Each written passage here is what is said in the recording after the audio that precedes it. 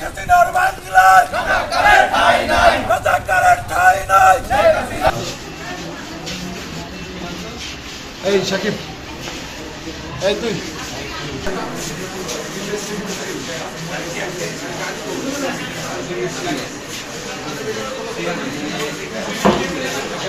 চিনছেন